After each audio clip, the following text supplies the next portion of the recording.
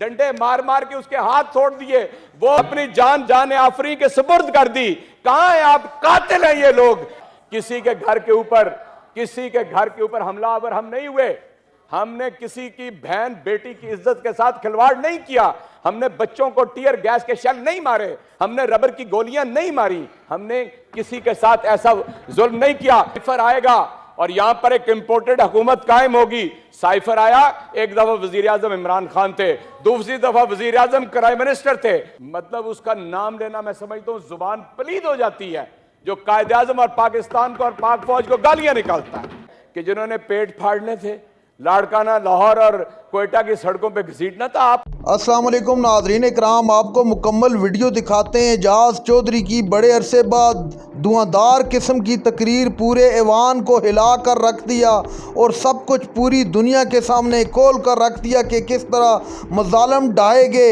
एजाज चौधरी का कहना था कि इनको खुदा का खौफ नहीं है, कातिल हैं ये लोग। इतनी सख्त तकरीर के पूरे ऐवान में सन्नाटा छा गया। आप ये वीडियो देखिए, फिर इस पर डिटेल में बात करते हैं। पुलिस की तहवील में चला गया था और आपने यहाँ से प्रोडक्शन ऑर्डर जारी किया। उससे पहले मैं लाहौर हाई कोर्ट को अप्रोच कर चुका था और उन्होंने भी लाहौर पुलिस की जो गुंडागर्दी थी उसके ख़िलाफ़ अहकाम जारी किए। दरवाज़ा तोड़ा और बेटियां और बहनें और बहुएँ सब की अगर समझा जाए तो साझी होती हैं। जो ज़ुबान पुलिस ने इस्तेमाल की वो मैं सेनेट के फ्लोर के ऊपर अदा नहीं कर सकता, लेकिन मुझे इस बात का गिला नहीं है। हम तो बिल्कुल यानी सियासी कारकुन हैं, ये सेनेट में तो 15 महीने हुए आए हैं। हम बिल्कुल तैयार हैं किसी भी फस्ताई हथकंडे के लिए। जिस शख्स ने 70 से पहले पीपल्स पार्टी का दौर देखा हो, जिसने ज़ियाउल हक, मुझे उस दिन कहा कि आपने हज़रत ज़ियाउल हक कह दिया, दुनिया से गुजर गए हैं।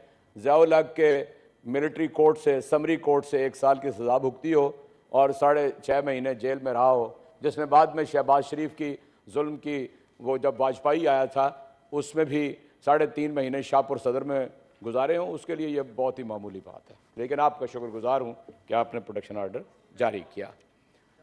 मैं असल में बड़ा दुखी हूँ जिस बात के ऊपर आज गुफ्तगू हो रही है। तारीख़ ने यह उसी वक्त बता दिया था कि अक्सरियत किसी और की थी और अक़लियत किसी और की थी, और हमने कहा उधर तुम इधर हम, और मुल्क दो लख्त हो गया।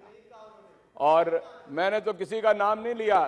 चांडियो साहब, आपने देख लिया आपके हमसाये के अंदर अफगानिस्तान है।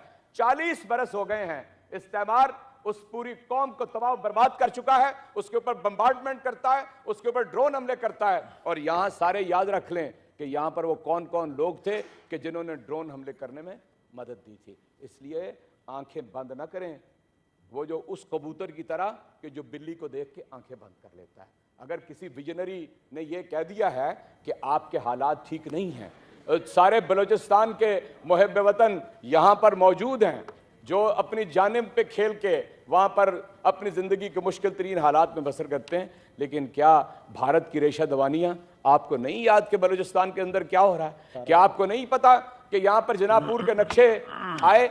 अपने MKM पाकिस्तान के दोस्तों से पूछ लें कि वो बाहर जो एक बैठा हुआ है, मतलब उसका नाम लेना मैं समझता हूँ जुबान पलीद हो जाती है।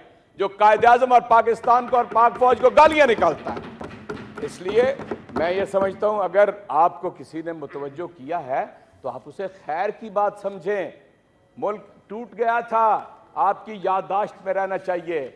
और जो कुछ हुआ था, आपसे कह रहा हूं, जो 90,000 लोग जो थे भारत की कैद में चले गए थे और हम कहते रहे थे कि जी हम लेकर आए, हमने क्रेडिट हासिल किया, और मैं क्रेडिट देता हूं। इसलिए ये ना कहें कि इमरान खान ने कोई ऐसी बात कह दी है कि जो आपको समझ नहीं आ रही, उसने आपको मुतवज्जो किया है। अगर इसी तरह साजिश होगी, इसी तरह 2 दफा साइफर आएगा और यहां पर एक इंपोर्टेड हुकूमत कायम होगी। साइफर आया, एक दफा वजीर आजम इमरान खान थे, दूसरी दफा वजीर आजम प्राइम मिनिस्टर थे, दोनों का नतीजा एक था। आपने डिमार्श किया यहां पे अमरीकियों को। आप क्या कहते हैं, यहां ये वैसी हुकूमत आ गई है?